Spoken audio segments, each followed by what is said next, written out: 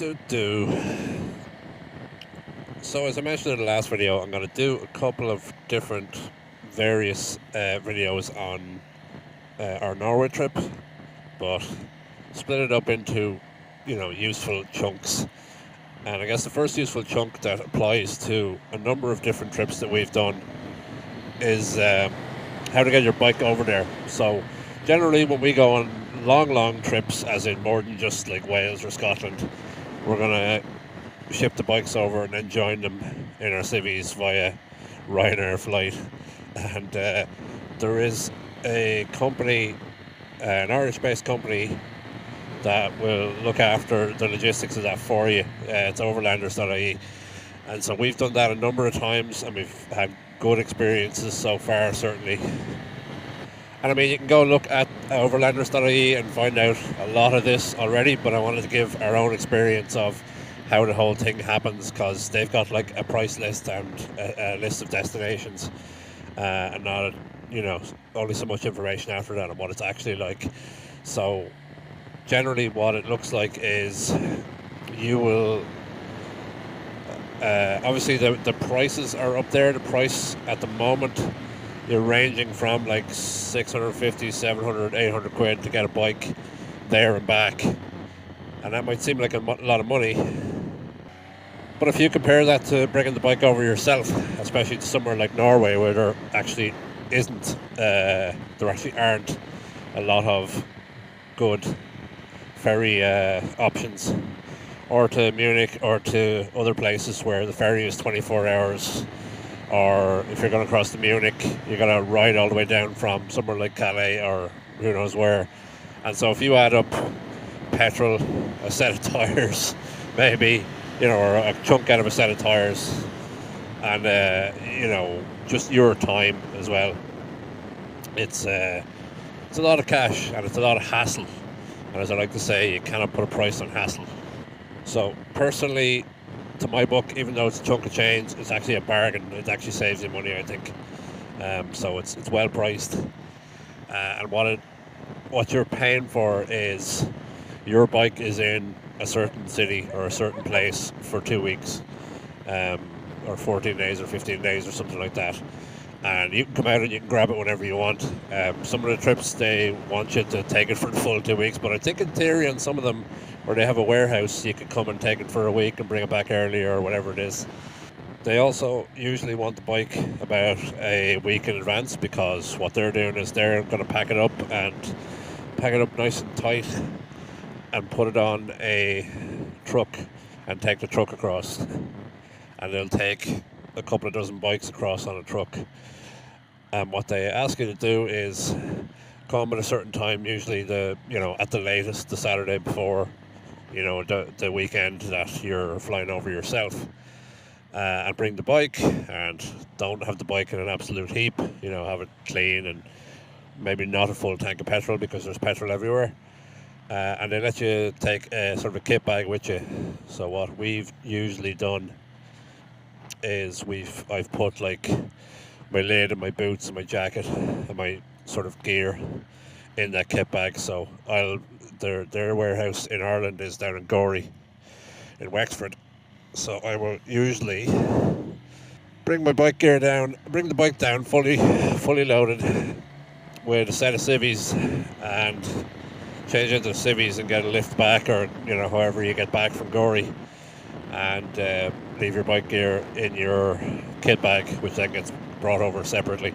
And usually you can leave your empty kit bag in, every time we've done it, you can leave your empty kit bag where you leave the bikes.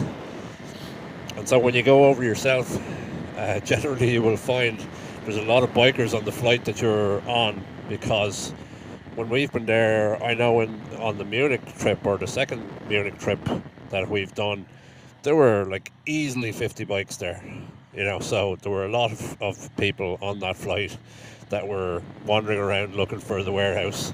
And so if you're going to Munich or Memmingen is a sort of a regional former military airport close to Munich, and Ryanair do direct flights there.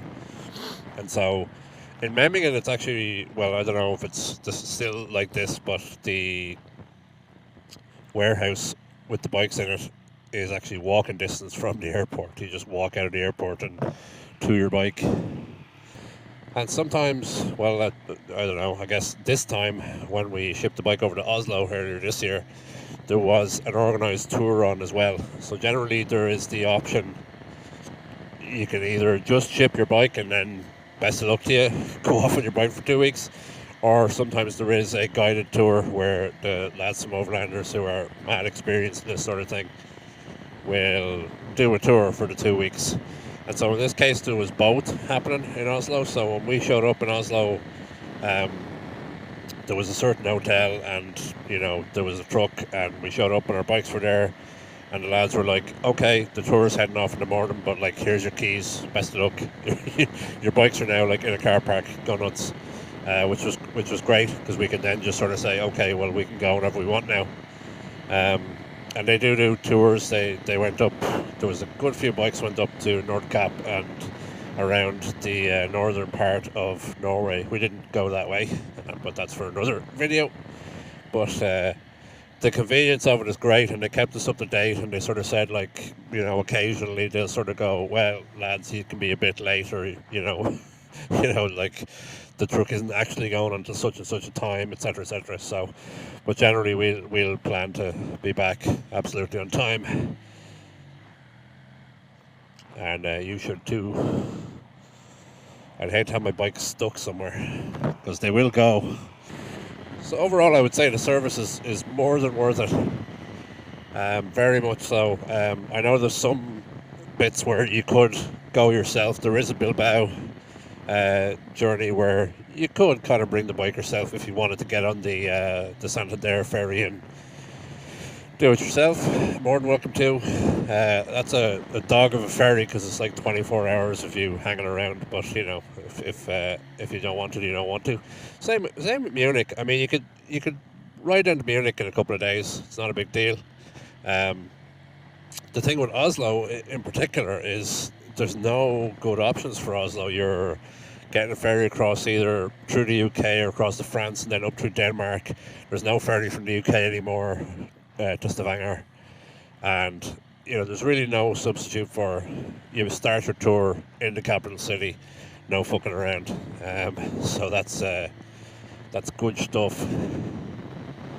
Tips and tricks and etc. for using the service. Obviously, bring your bike clean. Bring your bike not completely full of petrol, because that's a pain in the arse for the lads to be doing it. Obviously, if you have an alarm system or a tracker, put it into travel mode if it has a travel mode. Speaking of travel mode, travel please, thank you. Generally prepare your bike the same way you would if it was going into the garage or whatever it is. And pack up your kit bag. Don't be bringing stuff that you want to actually have with you. Your kit bag is, I would always plan to leave whatever's in your kit bag at the either on the truck or in the warehouse or whatever it is, and just go with whatever's on your back, and then your kit bag has your bike gear, and that's about it. Do use up the full time. There's no point in paying a ball of money to have your bike over there for 2 weeks and only having 1 week. Obviously, if you only have 1 week, that's on you. But don't be leaving buffer days or anything like that for I'll leave an extra day so the bike is there. They're going to tell you exactly when the bike is showing up, and they're going to tell you exactly when the truck is leaving again. So, aim to be on that time. Even ask them for recommended flights to get over, because we got sort of the recommended flights, and it was full of bikers, and it was actually a class experience having 50 excited bikers about to go on their holidays looking for their bikes and going, and it was good crack. The other thing I'll say is that the same goes for the way home. If you there's loads of places. There was certainly a place in Oslo, and there was a place in Memmingen where you could just find on your second last or your last day, find a jet wash or find a car wash of some kind and give your bike an old wash and a scrub, because first of all, it's going to be sitting for a week, and second of all, again, you want to make it as easy as possible for the lads to not have to get absolutely caked and muck if they touch your bike. And the same thing with petrol, right? There's petrol right outside the warehouse in Gorey. So yeah, overall I would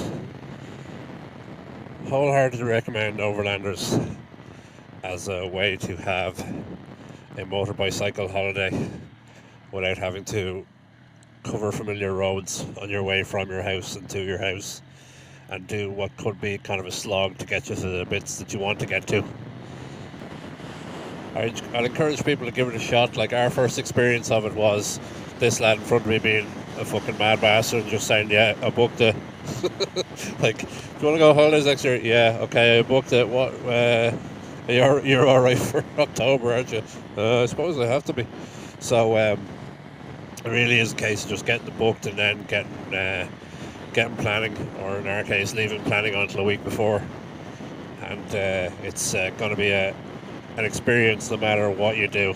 All the places that the lads go to are top-notch places, or the base for getting to a load of top-notch places.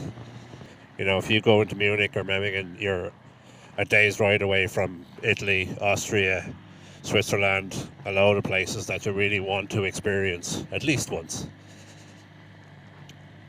So have at it. Hopefully, hopefully I'm providing a little bit more than what you can read on the website. And yeah, I'm off to have the rest of my spin on this, again, freakishly warm November Sunday. And I'll talk to you later, hopefully.